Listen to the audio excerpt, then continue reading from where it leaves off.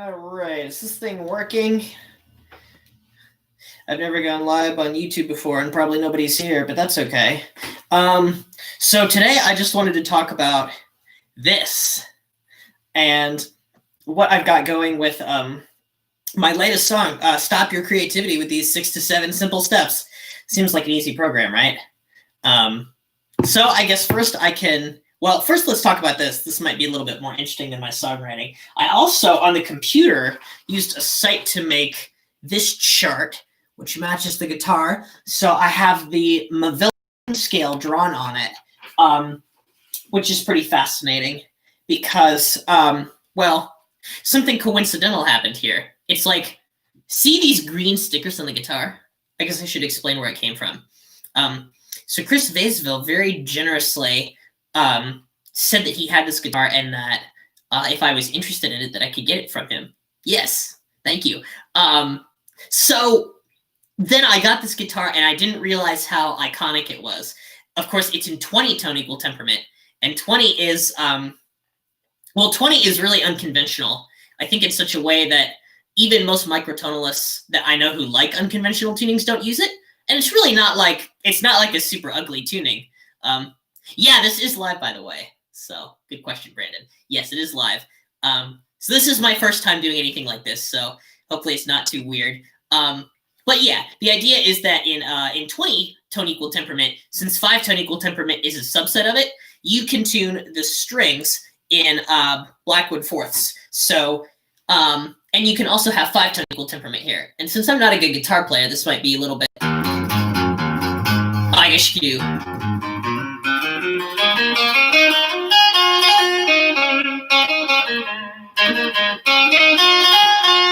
So it's like in 20 tet and 15 tet, 5 tet, I guess, or 5 EDO is like a very basic thing that I will mess around with if I just pick up the guitar and I'm like, hey, how do I play something that sounds logical for people who don't know what this is? Just noodle around on the 5 tet scale because it's pretty logical. So, okay, so it's a 5 tet scale, right? So that means that if we skip every, I guess 4 frets, yeah, because 5 times 4 is 20. There's that note there. We can use it to tune the next string. That's not exactly correct, but I don't care. It's close enough for a live stream. Let's fix that one, though. No. Ugh, what did I do?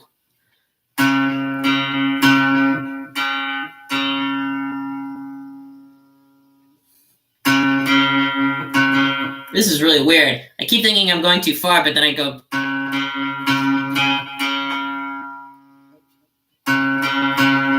Why does that sound bad? Okay, this is boring now. Oh, nope. Oh, it's a delay. I have a delay on my amp, so it doesn't sound in tune. Okay, that's okay.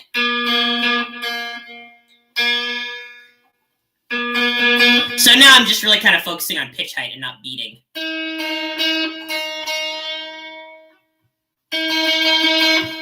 Okay, great. So now we've got it tuned in fourths. Well, that means that you could have a, well, let's see. You could have a 20-tone major chord, kind of like E major.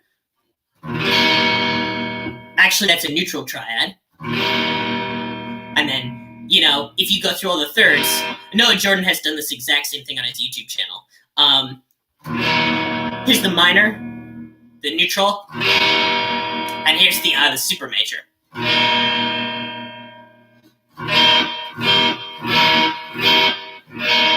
And you could do the same thing with A.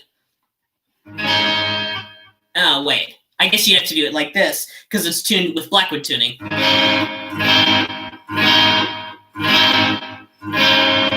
And you could do it with any of the other positions, like where E major is. So here, I guess this one would be, what would this one be? Kind of like the B/C one.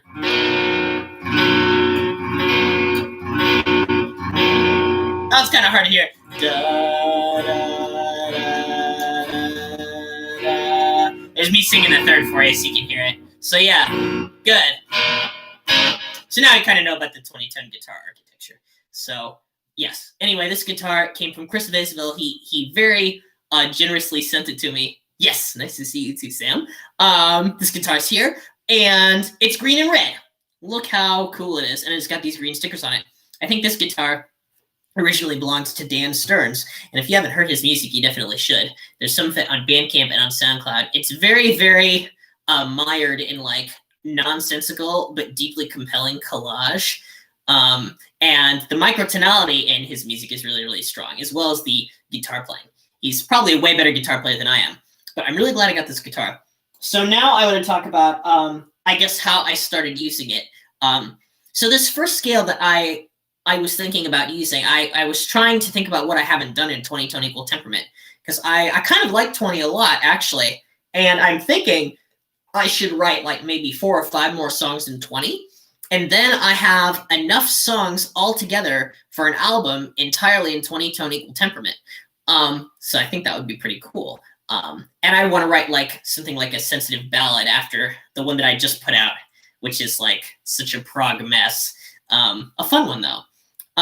So you know, we'll talk about the scale and then maybe the songwriting content. So this scale that I'm using is Mavila 9 in 20 tone equal temperament. So that would just mean it's a 9-note scale, and then it has a generator that corresponds to wherever the range is for Mavila temperament. So that actually lines up exactly with many of these green stickers, but it's clear that like some of these green stickers have fallen off. So like if I, what's the string that actually uses the green stickers? Oh, I think it's this one. So if I had a Mavila 9 scale starting here,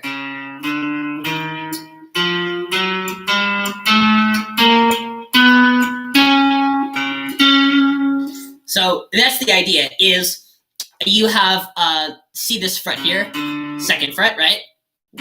0, 2, 4, 6, and then we skip in a 3-step. So this is a very, very weird scale. It's a lot like Orwell 9, where the steps are chromatic, and it sounds like it's a logical scale, but since it's so chromatic, orienting yourself is really, really difficult, like with the hierarchy of how the notes work. So that's why this is so tough in 20, is because you have steps that are 3 degrees of 20 and steps that are 2 degrees of 20. So a step that's 2 degrees of 20 is, I guess it should be 180, right? No, I can't count. 60 times 2 is 120. It's 120. Yeah, and then the 3 step is 180.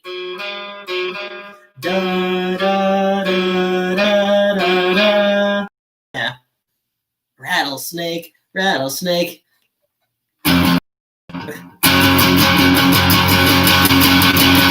Well, let's see. I wonder.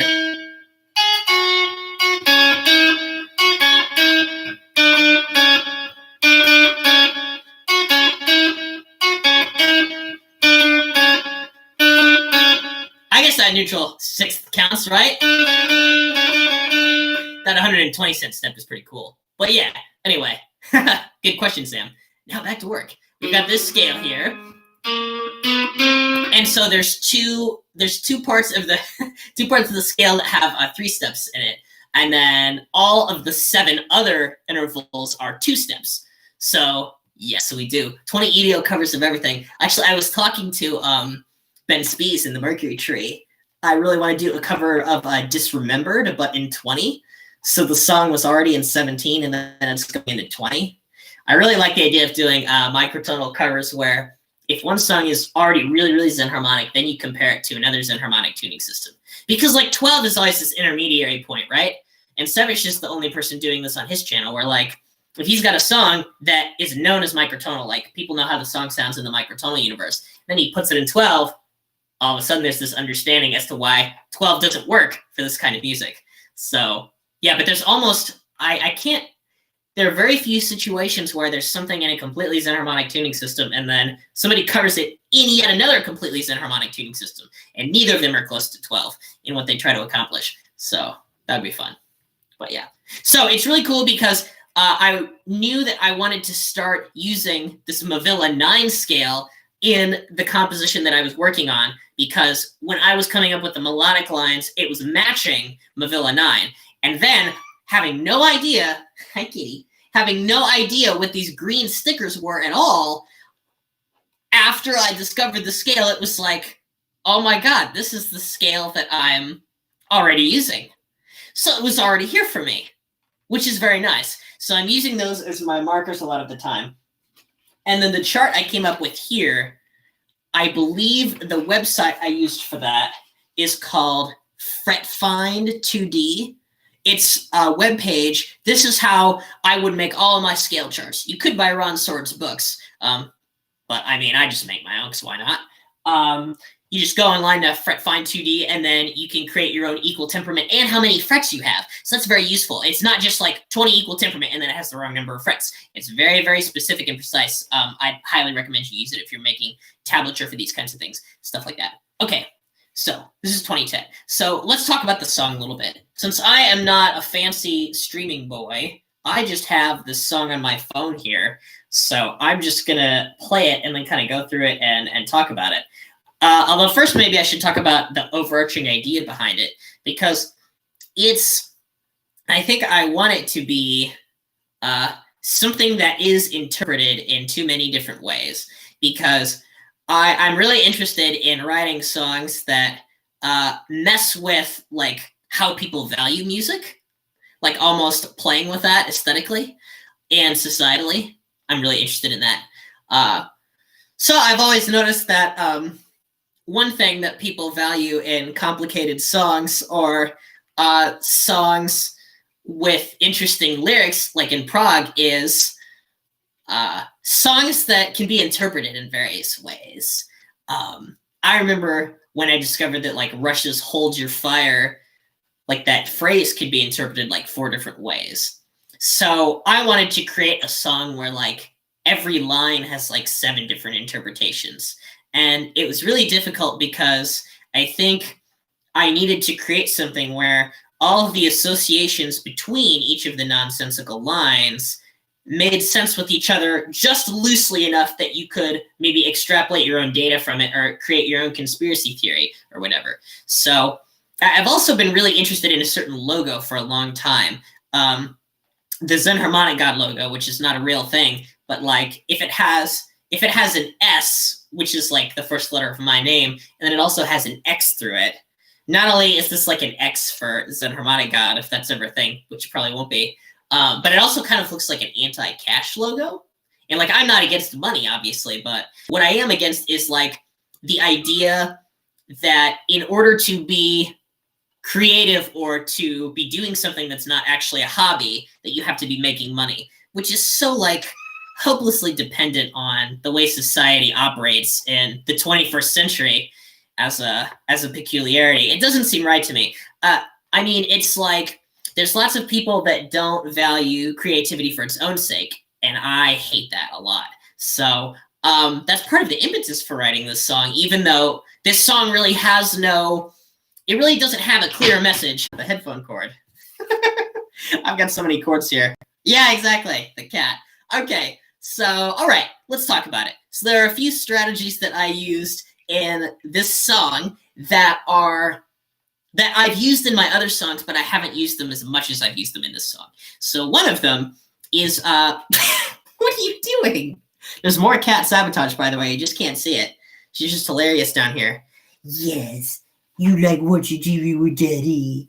But yeah, so the first thing, I guess, is like, if I am a person who likes to experiment with the construction of lyrics as well as with the construction of the music, they sort of have to go together. And they really go together in this song, which is nice because I didn't expect that. But the other thing that's cool about it is that the ideas that I had for form musically and with the lyrics themselves were different, but they fit together perfectly. So what I mean by that is, well, here, let's talk about one strategy. One strategy I used was splitting, like you take a, Wiggles, no, come on. Oh my God.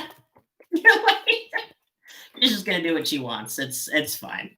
But yeah. Anyway, one strategy I use is to split sentences so that if I have something that makes sense as a sentence, I take the second half of the sentence and make it the first part of a new sentence. And this is something in other songs that I've only used like a little bit, but in this song, it's in like almost every line except for the little iconic, "He used to be such a nice boy," which is like the only thing that resembles a chorus in this song. So here, now I'm going to go through it and talk about it. He used to be such a nice boy. Whatever happened to him? Let's just pretend he's not real, then he'll go away forever.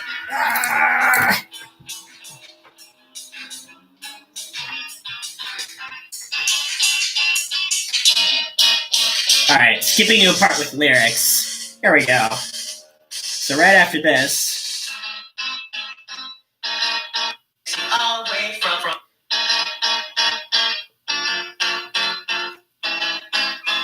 striving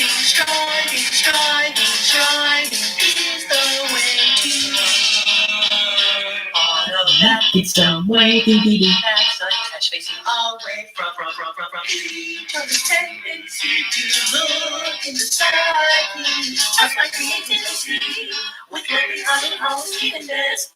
Okay, let's talk about that line a little bit because it's clearly quite nonsensical. So let's see. Striving is the way to be automatic in some way. So if you're striving for something, you stay kind of in a loop a little bit. It's like, I'm very interested in how we can take phrases that people use to normally denote like human freedom and what we can do with ourselves to be creative and interesting and spread in a lot of different directions, but try and take that and reduce it into something that maybe like AI could do. So that's kind of my urge there. And then there's various misspellings here as well. And the misspellings are all on purpose and they hint at other things. So I've been telling people that this video is a way, if you want to be a good worker bee and stop your creativity right away with the 7 simple steps, all you need to do is watch this video. So that's why bee is misspelled as B-E-E, because, you know, you're striving to be a worker bee. So there's that. And then, let's see, after that, striving is the way to be automatic in some way. Some of the misspelled words are references to how dollars can be omitted from words, like in the title or in other places, to create other meanings. And this is most explicitly said in the part of the song where it goes, "You can interpret this as a 6 or 9. You have this 6 logo where the S has been replaced by a $, and then the $sign gets taken away, revealing a 9 as a Roman numeral. And then in the section where I sing that, what happens is parts that are normally not counted in 6 or 9, the song is in 5, the little ascending line that comes in, or descending line, sorry, the little descending line that comes in is in 6 as well as in 9. Because of how the compound meter works. So I'm not only interested in creating lyrics that interact with each other in weird ways and use misspellings to connote random associated ideas, but I'm also interested in text painting and inverse text painting. We'll talk about that in a bit. If this is interesting at all, does anyone care? Are people sticking around? Maybe they are. Okay, cool. If you're not interested, just like type in the chat like boring in all caps and I'll try and be more interesting. Oh, cool. Thank you, Adam. Really appreciate it. Okay. All right. So striving is the way to be automatic in some way. The back's attached facing away from. Okay. So automatic in some way, the is usually an article, the backs, but then automatic in some way, the is also its own phrase, just referring to that autonomy like from before, but not being automatic. And then the refers to various things as well as you yourself closing the sentence. It also is these without the S. So let's take a look at some other times where there's a standard word, but having an S in it with a $sign removes the money, and you get another word instead that means something else. Let's see. Let's see. Stephen, does your lyric technique of using the last half at the beginning of the next a gesture in 21st century composition? You know, I'm not sure what it's really called. I mean, of course, in general, you'd call that elision, right? And elision has been around forever. Like we talked about Mozart using it when I went to the university. But I don't know of anyone that uses it in this specific way with like chunking apart sentences, but I'm sure there's other people who are doing that. I just don't know of anybody right now. Because usually I think people want their lyrics to be clear if their music is unclear, and vice versa, but I like varying levels of clarity. Okay, so now let's talk about a few other times where the sentences are taken apart and dollar signs are removed to create new meaning to the words. And then we'll talk about text painting, which I'm very excited about. I'm going to create a very big video about microtonality in text painting because I believe that these new intervals, since they contain so many different kinds of sounds, you can use them to create different text painting.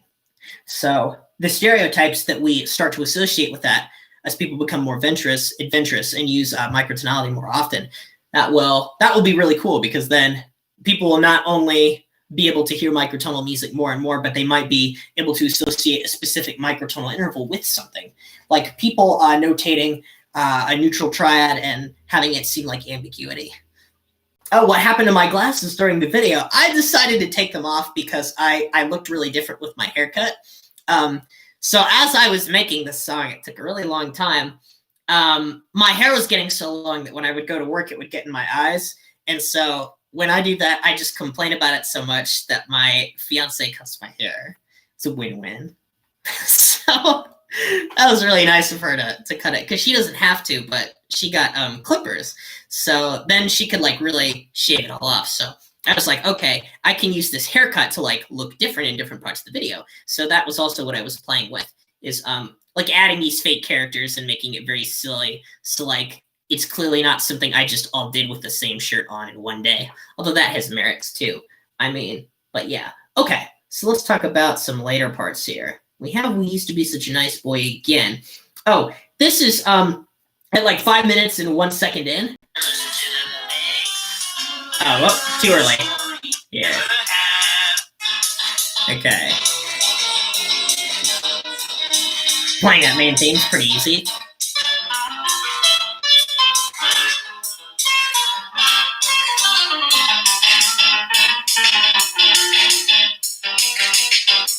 If my message was sloppy, why would it be articulated in unison? Okay, so there's the part where I mark it in the subtitles and it's very easy to see, but it's not sung that way. It's sung, if my message was sloppy, why would it be articulated in unison? If I added more characters to the mix, would the story get too complicated?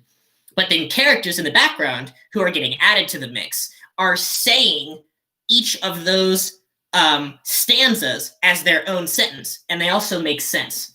But it only makes sense like in units if you chunk them into pairs. Would it be articulated in unison if I added more characters to the mix?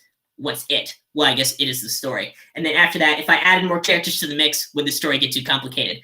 That lines up with our first character saying things in twos. And then there's even another character that says, would the story get too complicated if, and then it's cut off, saying some other sentence. So I'm very interested in that kind of thing. But that sort of fits into a 4-bar phrase. Okay, let's see. Would it be articulated in unison if I added more characters to the mix? Do we have any dollar signs here that are doing interesting things? No, we don't. Okay, let's see. Tone row 7.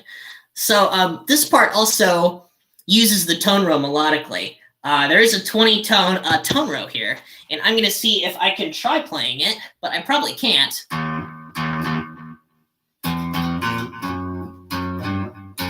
I'm using. Yeah. Now, this is funny. I purposely said tone row 7 to be misleading because it starts on what I consider pitch class 7. But that means nothing, really. So that's what it is. But the tone row is used in another part of the song. Anyone want to know where it is? You probably know. It's actually pretty obvious. There's this part here. Let's see. That's coming up. I don't like it when you only like creativity. That is societally acceptable. It can even be twisted to promote joy and speed and freedom. It's the freedom part. So when freedom has that giant graphic where the piano, the 20-tone piano graphic is noodling over a lot of notes, that is a tone row. And it's the same tone row that I use in the part where I talk about adding more characters to the mix. Adding more characters to the mix being adding more notes than just the Mavila 9 scale. So I think I have the tone row here. If it's right, I don't know if it is. It might be a little bit wrong, but that's okay.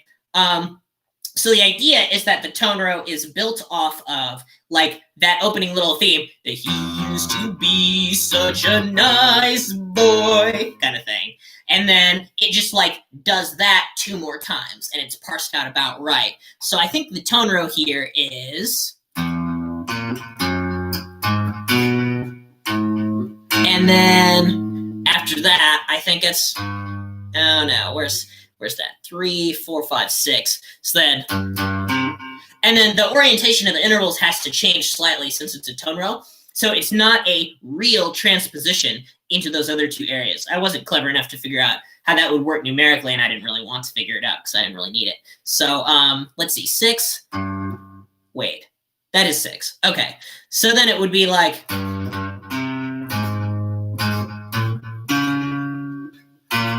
no, green. Yeah, green sticker there. Yeah, and then it goes down here. And then, actually, I guess that little lick only happens 2 times in the tone row. And then you also have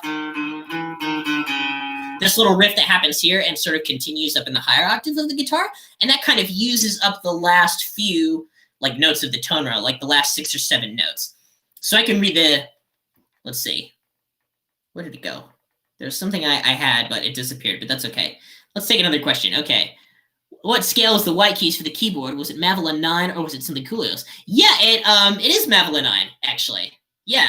It's I decided to use that just because since I had already been using that scale the whole time, it seemed pretty logical to use that, but that graphic is so brief fret on the guitar, you know? I just stuck the graphic in for that one part because it was really fun to see the tone row be held as a bunch of blue keys. And it also uses like this brassy synth. So yeah. Okay, yeah, I agree, Adam. I think this is the best tone row I've ever come up with, and only by having 20 notes was I really able to do it.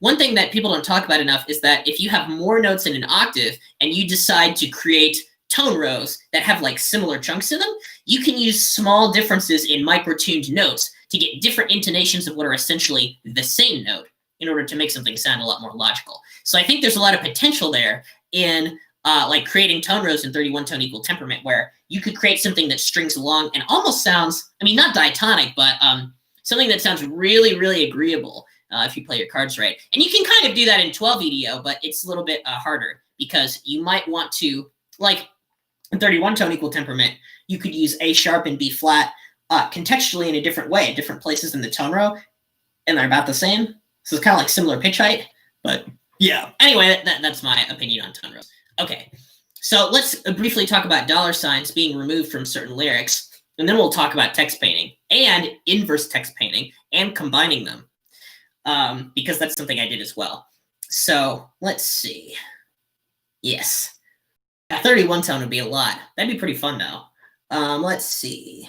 Let me start from the beginning.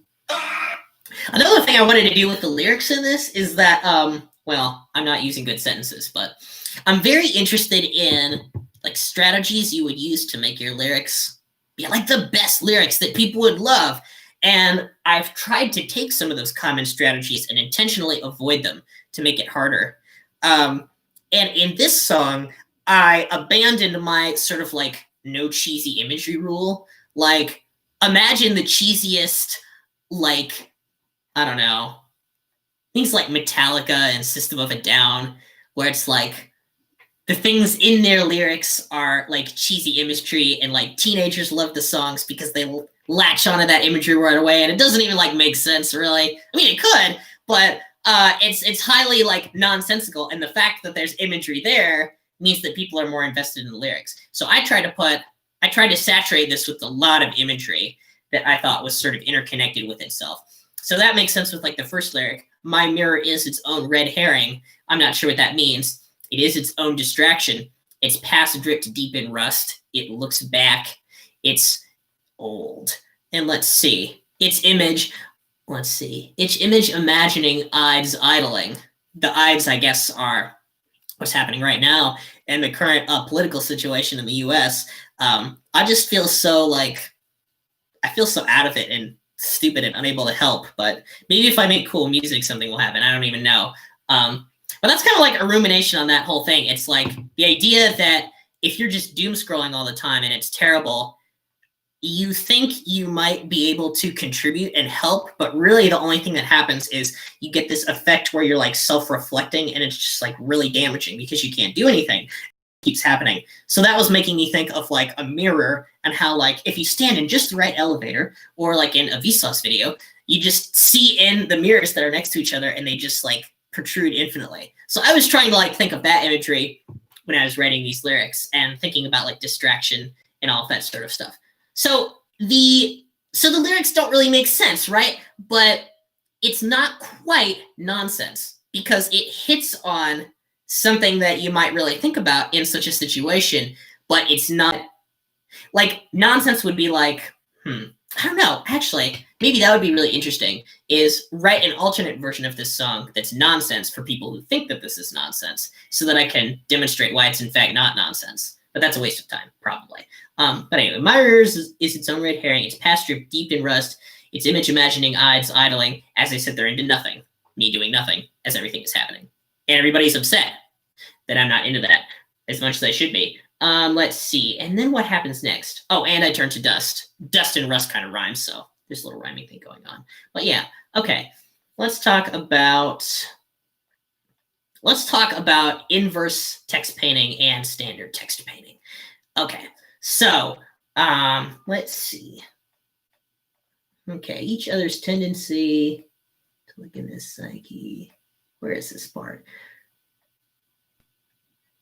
Okay. I pretty much want to talk about the part where I add more characters to the mix.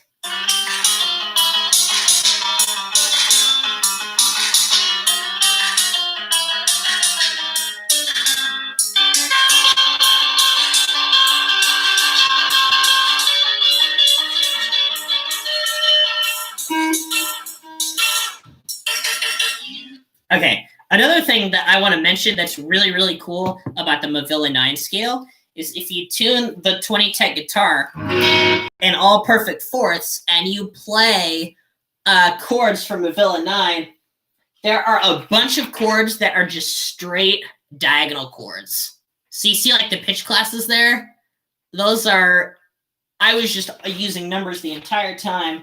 And those are just the numbers from the Mavila scale. So I think like all these come from the Mavila 9 scale. You can have, let's see, let's start on this. You can have this, and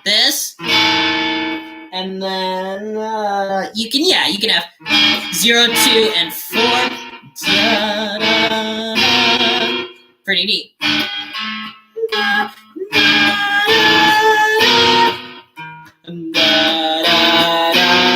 Pretty neat. And then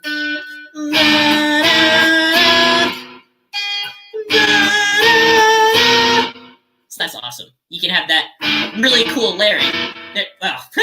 There's 4 notes in that chord, and they're all so unique because of that diagonal shape, and yet they're all in Mavila 9. So, and then I think you can have 7. What is it? I always have to look. Oh, you can also have 9, 11, and 13. So this is 9, I guess.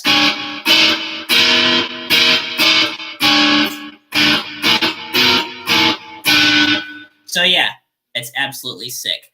But yeah, I probably should talk more about the harmony in this. I don't know what you guys want to hear next, but yeah. Okay, first text painting and inverse text painting and how interested I am in that. Okay, so in text painting, like if you have some text that says something like a lyric, you might be able to interpret that musically in a very small way. And this is often talked about, I guess, in like, I think the Renaissance, I guess. I don't know if it's the Renaissance or the classical period. It's like elision that Chris and I mentioned, where it's been permeated throughout history and permutated throughout history in various ways. But then you can also do sort of the opposite of what you're supposed to do, and it might work, because the text painting that comes along with certain lyrics is highly subjective. So here's one part that I'm particularly proud of. Okay, come on. Let's see. Oh, I skipped over it. I guess it's the part that goes, let's see. We had joy and speed and freedom. Where is it? It's the part where I add characters to the mix. I should know where everything is.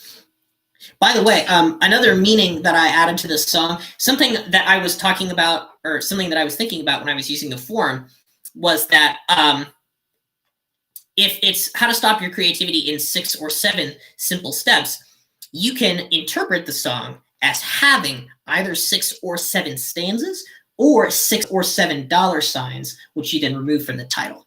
So again, this supports the idea of multiple interpretations. So stop your creativity in these 6 or 7 simple, now wait, what's the title?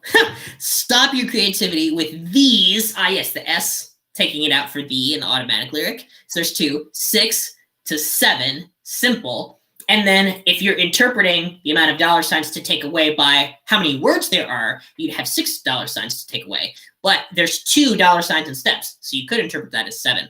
Similarly, in the song, there are sort of 7, well, there's 6 unique stanzas, but then the part that goes, he used to be such a nice boy, whatever happened to him, that part happens twice. So you could interpret it as either having 6 unique stanzas or 7 with that extra one. So there's a nice little analog there.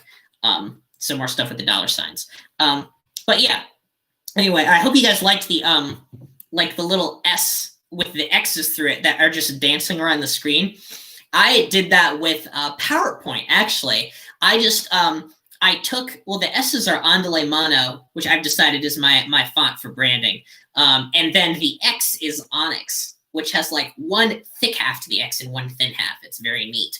So I put those in PowerPoint, and I just created a bunch of frames where they were all different, maybe like 70, and then just pressed right and like accelerated through the slideshow using a green screen, and then put that green screen on top of what I was doing, which is why they all kind of have a green outline if you look at them a little bit carefully. And the same is true of the lyrics. So yeah, okay.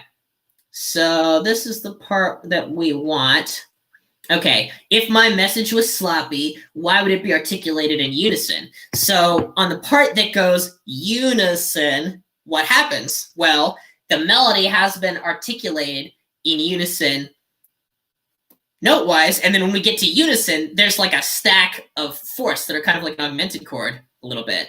Actually, I'm not sure what they are, because that's the part with the tone rail, so I'm not as good at keeping track of the chords there. But anyway, that's a moment of inverse text painting, right? Because the characters have decided to not sing in unison at that exact point, right? So that's what makes it inverse text painting is, I guess, if you assign a meaning to it that's opposite of what the lyric says, then that's what you consider it. But it also sounds really like the notes are the same on that lyric. So in another way, you can interpret it as being exact text painting or not inverse text painting, because unison, all on the same note, drives home one thing. So there's 2 versions of unison here.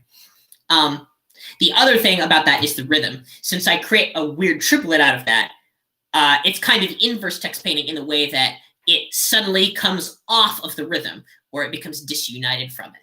But yeah, so that's a good example of a line where I was using both reverse text painting and text painting, or I guess inverse text painting. I don't know if there's really a word for that. Like having text painting on a word and intentionally doing the opposite of what would normally be done to text paint that word. But yeah, this is the only song where I try to do both of those at the same time.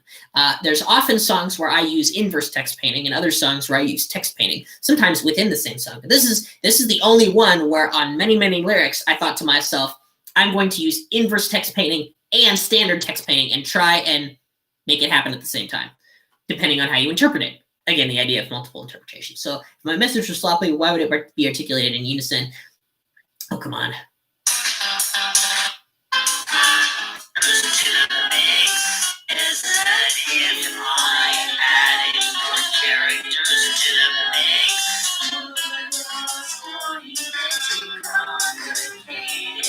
Okay, now me adding more characters into the mix. We've talked about this a little bit because there are more notes that are added into the tone row. So that's something.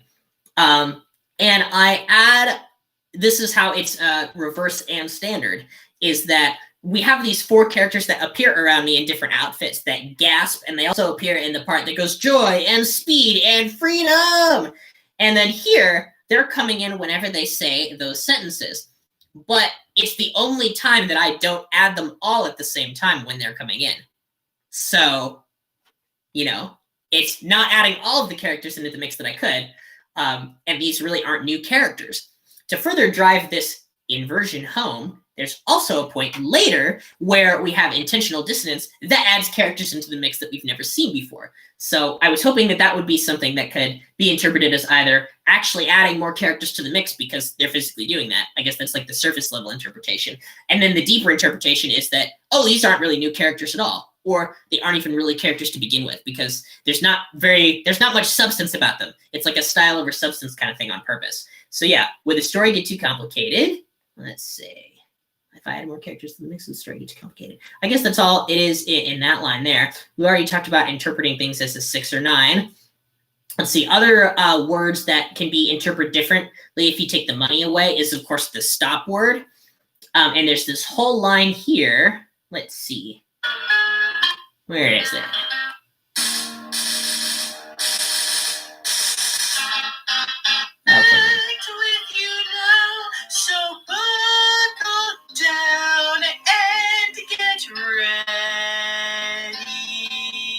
Where is it? I'm trying to find it. Oh, I think it's in here more in the beginning. There's the part that goes. There's a part that goes. Tops my creativity with lonely, hallowed, hollow evenness. So that is a very, I think, important lyric to me because it's read as stops because it has the $sign, and then hallowed evenness is kind of read like even and 7 are kind of read together. So I was also playing with that, like whenever there's 7, thinking about evenness. In the beginning, there's a part where I rhythmically divide things into 7 and I say the numbers, but I don't say the word even because it's not even. So there's also that. But yeah. Okay. What do you guys want to hear me talk about? I haven't heard from anyone in the chat in a little while, so you're not all dead, are you? So what I want to do, I guess, is maybe talk about the harmony a little bit. Let's do that. Okay. So unless we want to talk about lyrics more, that might be killing the vibe. I'm not sure. Let's see. Is there anything? Oh, there's one more thing I have to mention. I have to mention the ending. The ending is very important. And this will segue into rhythm because all of the song is in 5. And this basic shape here, oh wait, where is it? I guess I had it here. Where is it? Oh, wrong strings. Right here. This is like an augmented chord in 20. And intervals here, I guess, are... There's a super major third. And I think this is a neutral. Like here, super major. Yeah, and then there's a 4th. So what's really neat about the neutral thirds and the super major thirds then in 20, and this would also apply to the minor thirds, is you can get augmented chords of different shades. So if I have like this augmented chord here, it's a super major third and a neutral third, I can take this neutral third and raise it up by 1. Still augmented, but now it has a different sound, right? Back. And now let's take the middle note down. Then we'll have neutral plus super major. Yeah, exactly, Adam. You're exactly right.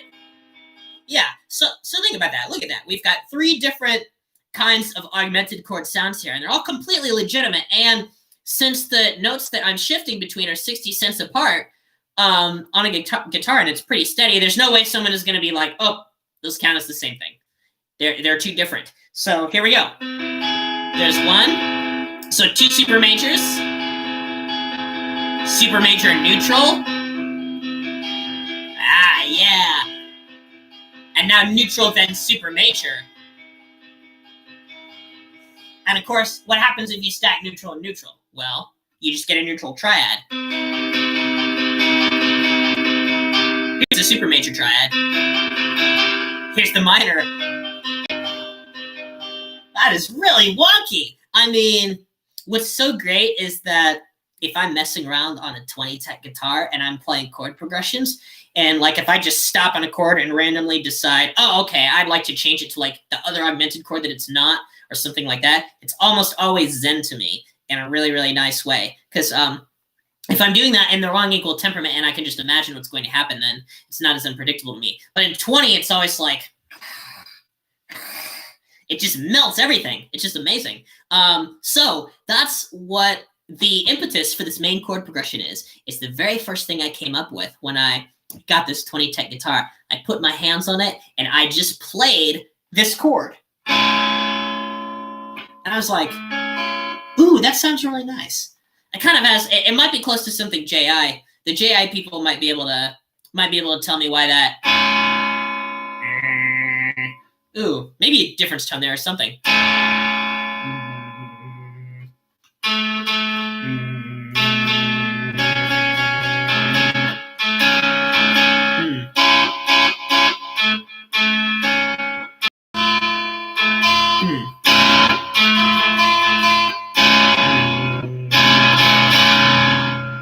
That sounds kind of right. Let's see if I can do it here. So I do get, like, if I play that with distortion, I do get a low note that's not in the chord. I wonder what the JI explanation of that is.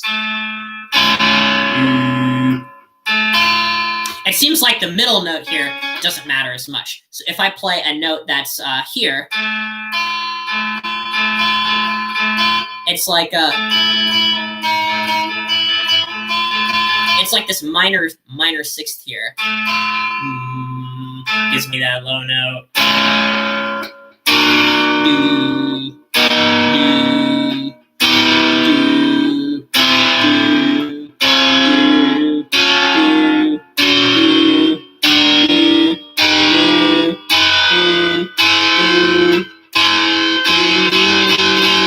Oh, that is so weird. Okay. But yeah, that was the first chord I played on guitar. Not with distortion. I was pretty excited about it. So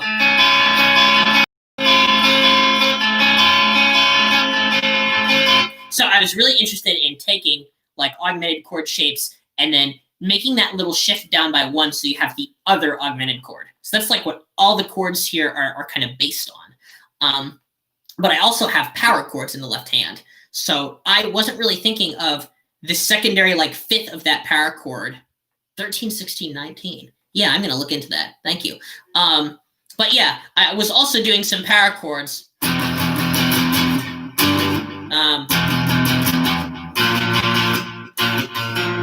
Oh, wow. Maybe that's out of tune. Something's wrong here.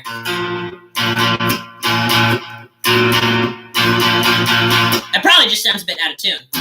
But anyway, what I did with the power chords is I did a little bit of cheating. I tuned the strings just a hair by ear so that 720 cents was really more like 710-ish.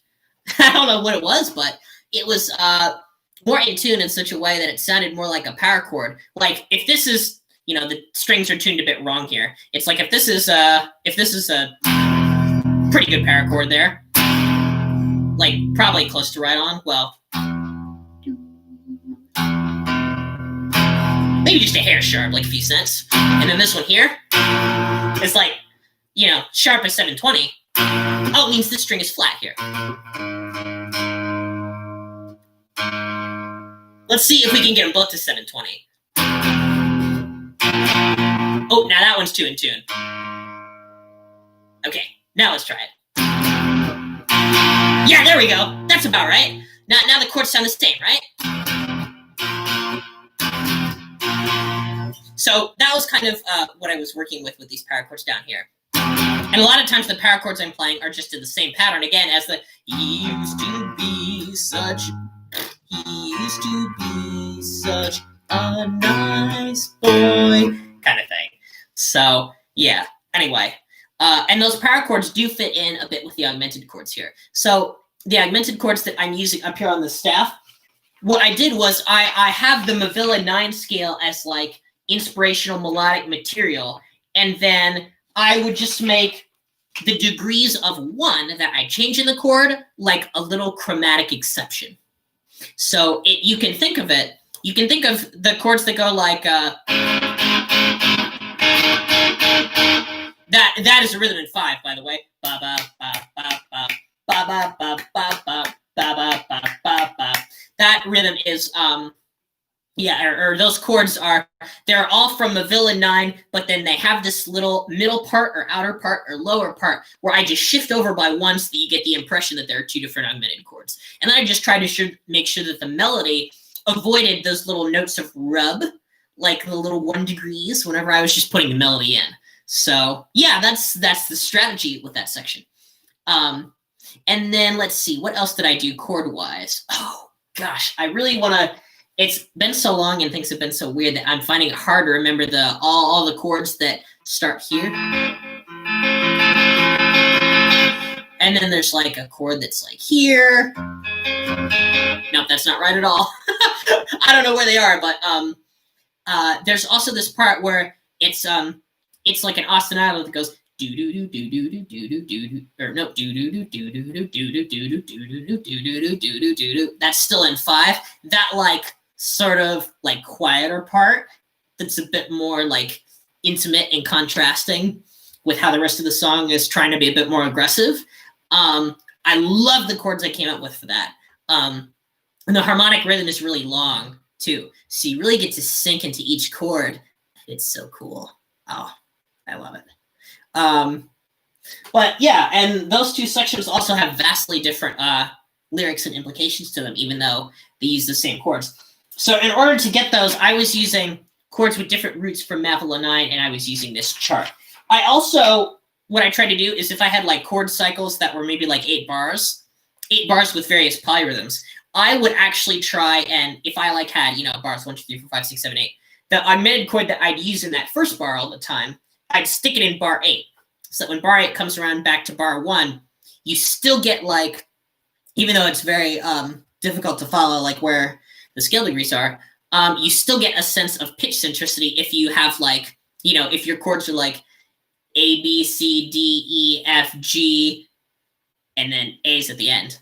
Oh, that's a terrible use of letters since music has letters in it. Well, at least I was only using numbers in 20s. That's good. But yeah, okay. So, okay, now let's talk about the polyrhythms. So there's some 9/10 polyrhythm, and there's some 20/20 polyrhythm and 20/21 polyrhythm. So yeah. Ooh, let's see. Thorin Kerr asks, how do you decide what the next chord will be? That is a good question. Do you mean just like in general in songwriting, or in this song in particular, or are you referring to a certain section? Because there's a lot of ways to answer that question, and all the answers are really cool. So I definitely would love to get to that. But yeah. So let's see. Oh, the 9/10 polyrhythm is the really cool part. So if you have a rhythm that goes ba da ba ba ba ba da ba ba ba ba ba ba ba ba ba ba ba ba ba ba ba ba ba ba, if you've got that 10 going, then what's happening is the power chords on the guitar, I'm not really thinking of a 9/10 polyrhythm at all when it goes ba ba ba ba ba. I'm just thinking about this like distance, the 4, 5. 1, 2, 3, 4, 5. And I'm thinking about splitting that into 3.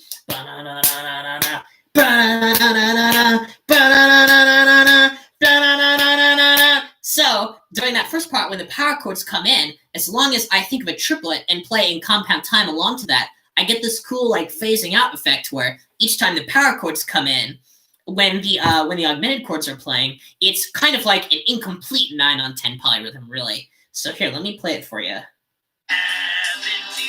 Let's see.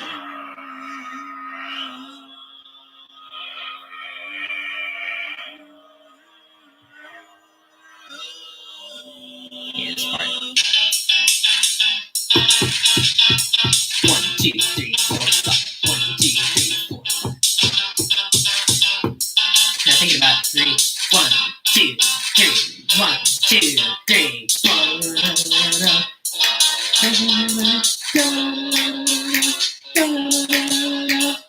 Yeah, you hear it? So as long as you can hear that length as a triplet within that weird offbeat rhythm, you can play a 9 on 10 polyrhythm there. So that's what I was doing. So all of that is 9 on 10. And then during the later part where I play the same power chords again, I've just dubbed in the same take because I'm lazy.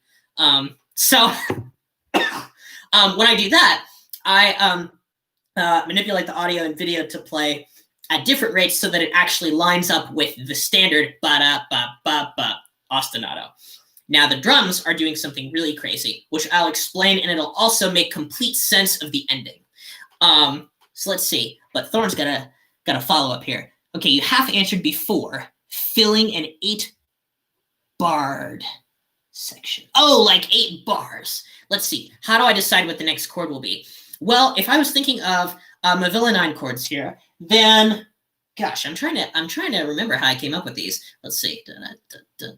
I think what I did was I really kind of looked at this chart and really got into the Mavila 9 chords that were there and how to play in those various positions. And then I tried to use chords that would sort of form a sequence but weren't too predictable. So let's see. Nope. And then I think I was down here. So I sort of was working with 2 chord shapes. There's an augmented chord shape here. And then there's the chord shape that sort of comes from like the diagonal chords. So like if I wanted this to go all the way down on the first 4 strings, I could do this and then have this here. So I was trying to switch between those augmented chord shapes and those diagonal chord shapes. And I was trying to sometimes keep a common tone in between chords and sometimes not. It's maybe like half and half. So all those chords come from Mavila 9, and that's kind of how I was deciding them. And I really only stayed either on the top 3 strings or on the next 3 strings down here. That's generally how I did that. So maybe that answers your question. I hope it did. I can probably go into more detail about that later. But yeah, okay. So back to rhythm. 10 on 9 polyrhythms, all kinds of stuff. And it's really weird is like, when I was coming in with some of the lyrics too, like the he used to be such a nice boy. Whatever happened to him? Straight like 4/4 time. Hold on. I'm actually completely unsure about how that fits in. Let me play that.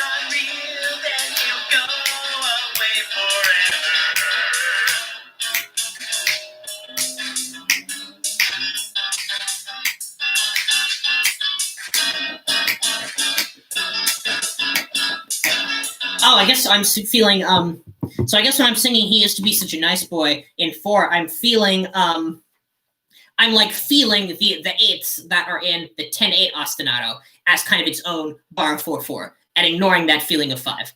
So really there's a polyrhythm going on, and that's in its own meter that repeats in 10 or in 5, whatever you want, or 9 or 3, that little chunk. And then there's He Used to Be Such a Nice Boy in a separate kind of 4/4 that's proceeding at the same rate as that. So I'd really think of this as like a polyrhythm within its own polymeter, and then there's a second polymeter. But there's also a third one, which is the drums. So, tell us about your first kiss. Let's see.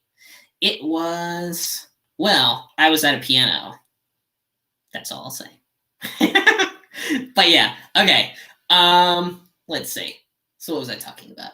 I was talking about the drum rhythm.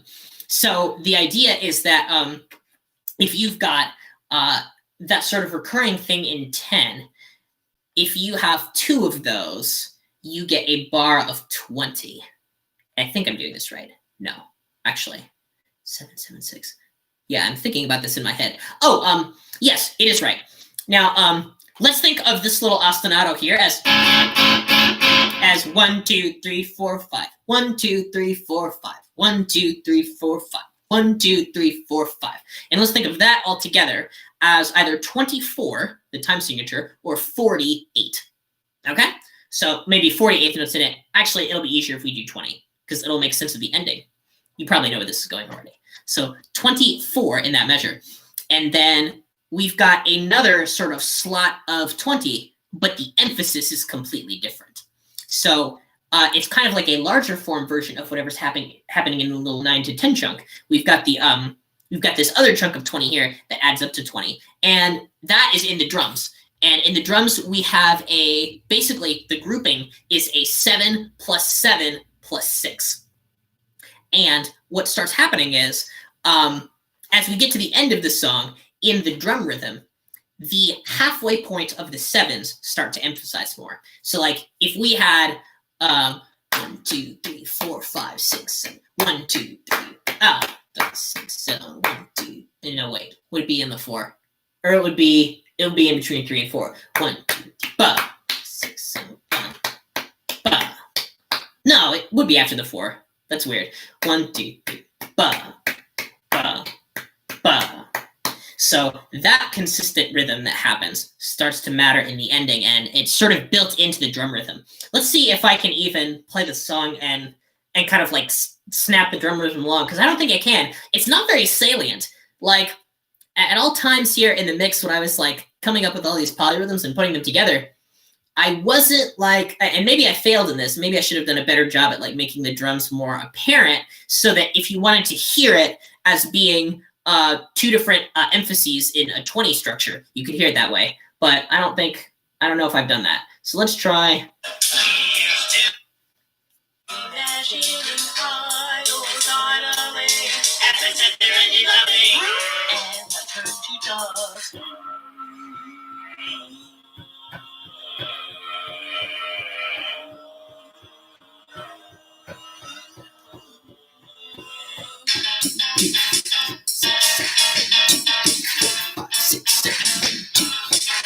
Six, 1, 2, 3, 4, 5, 6, 7, 1, 2, 3, 4, 5, 6, 7, 2, 3, 4, 5, 6, 1.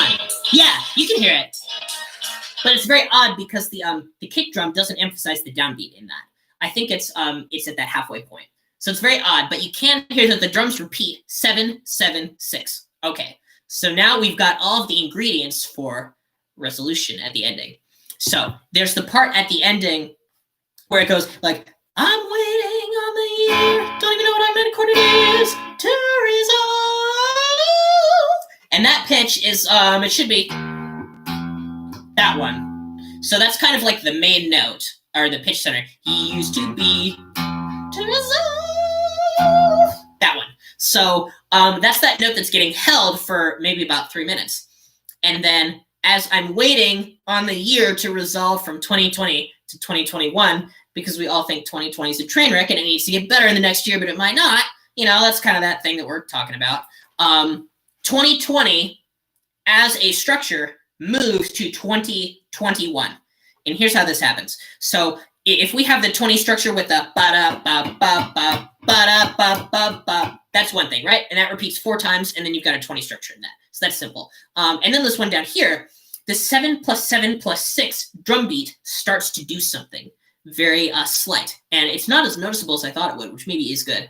But the 7 plus 7 plus 6, we start to get a phenomenon where it is shrinking very slightly, such that a 7 plus 7 plus 6 within this certain amount of time approaches and gets to 7 plus 7 plus 7. So now, what situation do we have? Well, since we've added an extra quarter note into that same amount of time, our new overall meter there is a 20 against 21. So you can see the tiny colons as I'm waiting on the year 2020 to resolve into the year 2021. The year 2020 is a 20 EDO chord. I'm trying to think about that. I tried to do that in another 20 EDO song, but didn't quite work. 2020 vision, anyone? 2020 hindsight? Not enough jokes made about that yet. That hasn't annoyed me whenever I have seen it, so it's clearly not overdone enough. But yeah, so there's a 20. So there's a 20 on 20, which really isn't anything, but it's already a different implication there, right? The implication is like 5 plus 5 plus 5 plus 5 against 7 plus 7 plus 6. And then the implication changes to 5 plus 5 plus 5 plus 5 against 7 plus 7 plus 7. So now you have 20 notes against 21 notes. So then, as it's approaching that area, what happens is certain elements start to fade out because it can be hard to hear a resulting 3 against 4 polyrhythm, which is the ending one, as everything starts to fade. So that's what I try to do here is if you have a 20 on 21 polyrhythm, you can think about the 20 section of it. If you want to divide that out by 4, divided by 5, that reduces to 4 beats, right? And then the 21 one, if you divide that by 3, it reduces to, if you divide it by 7, it reduces to 3. So that's the idea, is that the 5 plus 5 plus 5 plus 5 against the 7 plus 7 plus 7, if you just have the downbeats of those groups, you get a 4 on 3 polyrhythm. So that's why everything fades out at the end, and that's what it becomes.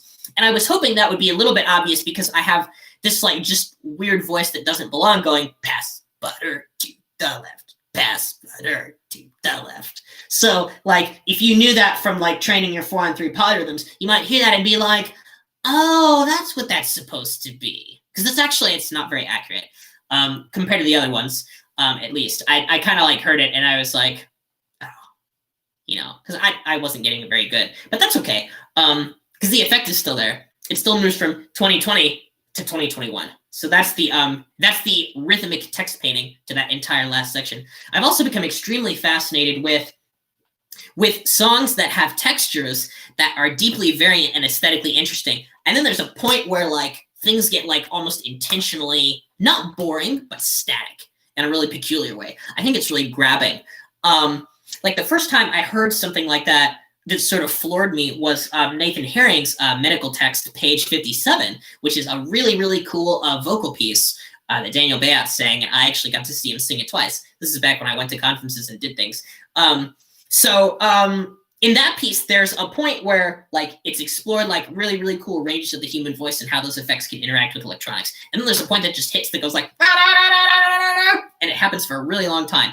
And so, that takes you out of what you've been doing before. It's like you almost, like if you're bored of something in music, you can become bored of boredom. It's really, really interesting. So texture change is really, really powerful. So in that part where I'm hitting resolve, I'm trying to do that kind of thing.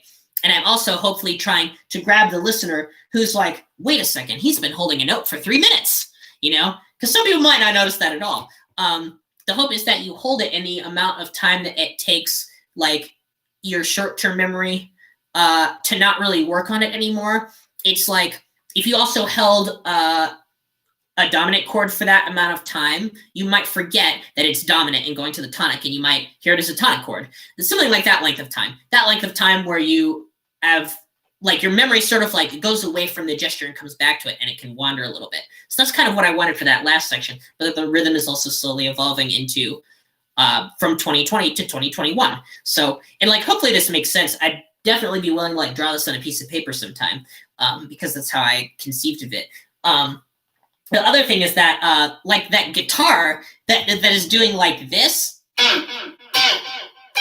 and really fast, it was unintentional, but I sped that up and I was like, okay, what's that going to sound like as it's on rhythm if it just accentuates? But the sliding is so much part of the sound that it literally just sounds like a bongo. So you might think you're like hearing a bongo in the mix there, but that's actually just the guitar sliding really sped up. So I thought that was really kind of neat. Ooh, we've got a question. Have you tried your cork on the 20 EDO guitar to get different tunings like you would with a 12 EDO guitar? That's a good idea. I'm definitely going to think about it. I already have a 19-tone acoustic guitar, and I've got this. So if I wanted to use a 19-tone electric and a 19-tone acoustic together, which is very possible if my band ever gets back together, then I'll definitely do that. So that would be pretty exciting.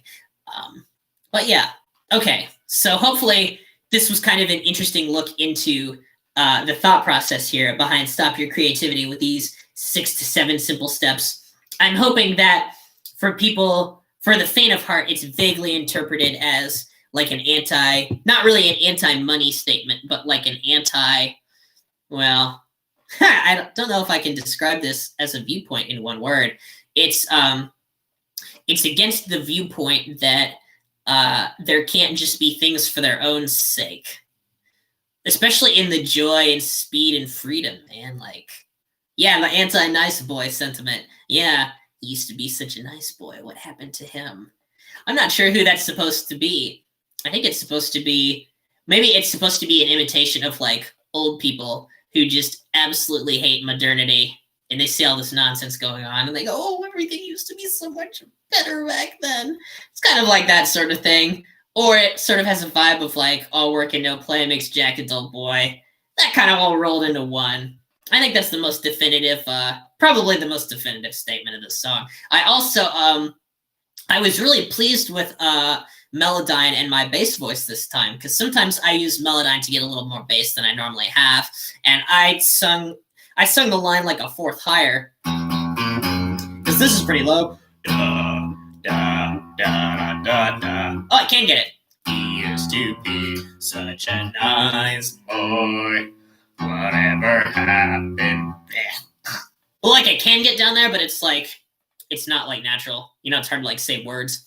So I think I did it like up here, and then I just sloughed it down in Melodyne, and I was using Melodyne as a plugin. So that was really nice. Sometimes if I do that, it sounds like a bit too fake.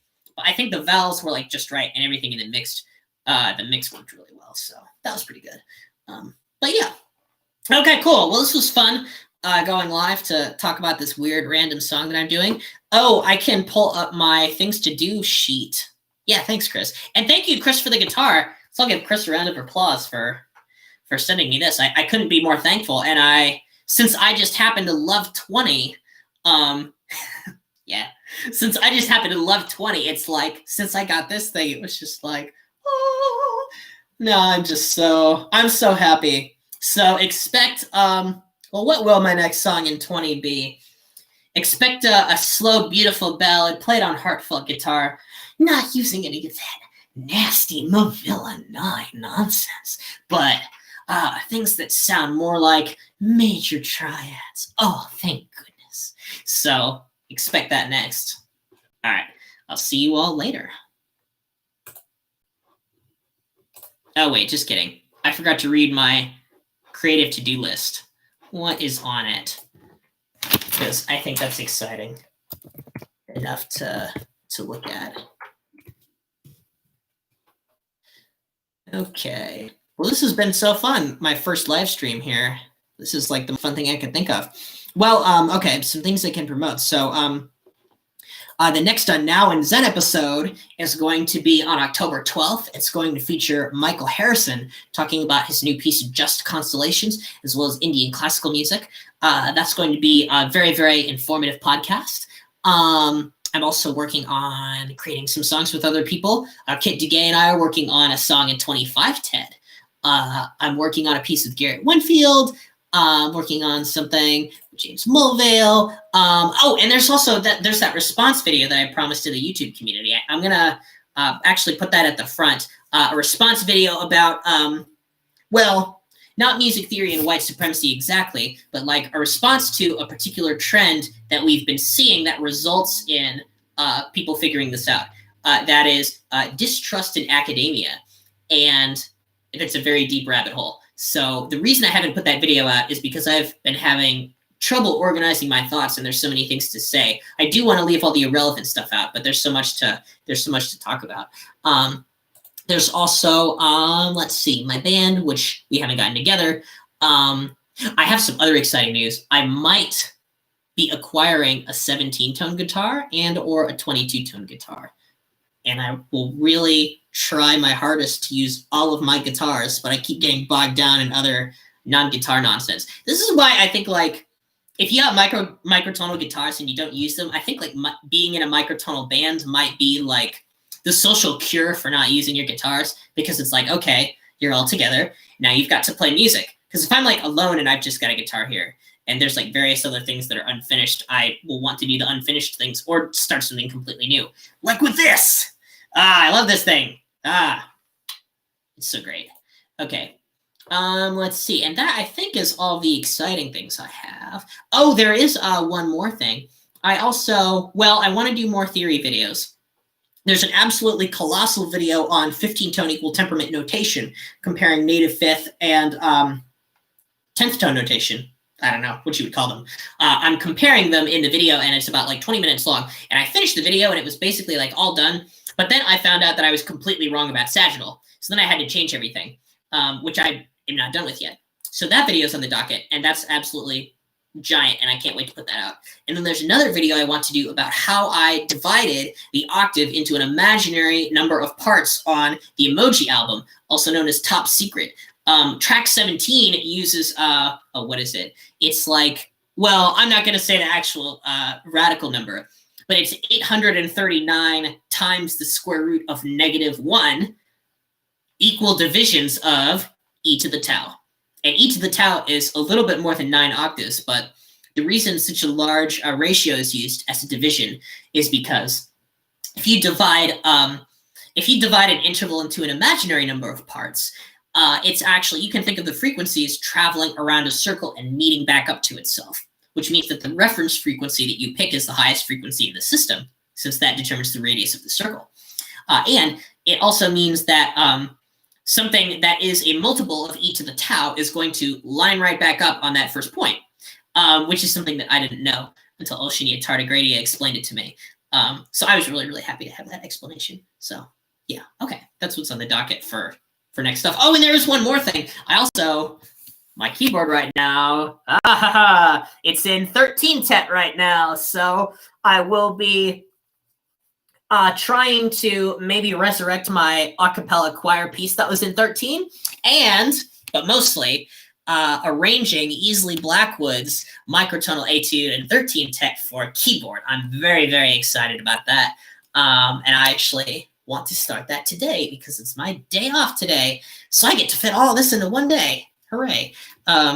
So yeah, that's where I'm at right now. So expect all of those things at random times because that's what I'm working on. So anyway, it's been fun live streaming and I hope you enjoyed it. Thanks all for commenting and chiming in. Look forward to seeing you next time, whatever that is. So bye-bye.